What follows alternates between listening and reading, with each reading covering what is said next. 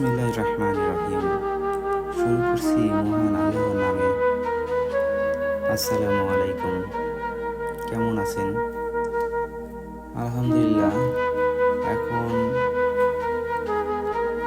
বন্যা সময়, আশেপাশে যেখানে আমাদের নদী নালা আছে সব কিছুই অনেকটা ভরে গেছে।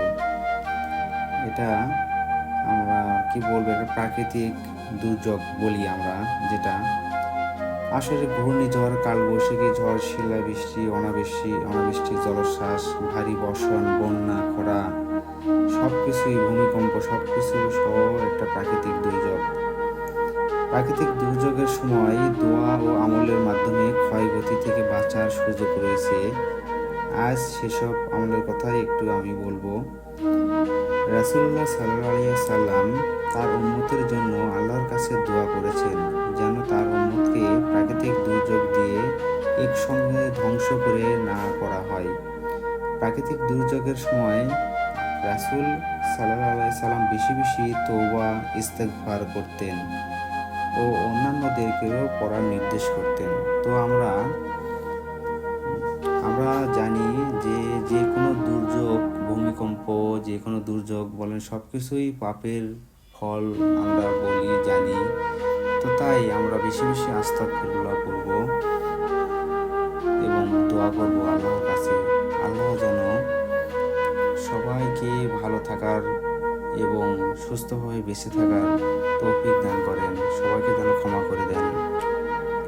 আজ আমি আসছি এই বাসায় বন্যা কবলিত একটি মায়ের কাছে।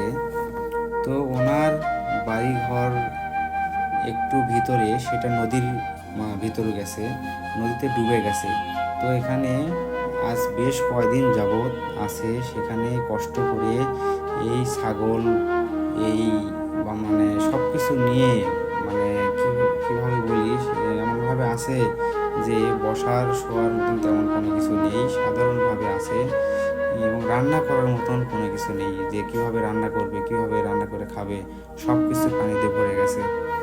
তো আমি বন্যার ভিতর, এটা আসলে সরকারি কাজ, সরকারি অনেক তহবিল থেকে বন্যার সামগ্রী আসবে, সেটাই আমাদের অনেক বড় বড় স্যারেরা সেটা বিতরণ করবে। তো আমি আমার সামান্য ইনকামের থেকে সামান্য কিছু একটা মানুষের জন্য, মানে সবাইকে, যেহেতু এটা বেশি মানুষকে দেওয়া দরকার, সেটা আমি না করে একজনকে একটু বেশি দিনের খাবার দিচ্ছি, যাতে কিছুদিন ভালোভাবে খাইতে পারে। তো আমি সবাইকে দিতে পারতেছি না, তার জন্য দুঃখিত, এবং আল্লাহ পাক আমার তৌফিক দান করুক ইনশাল্লাহ।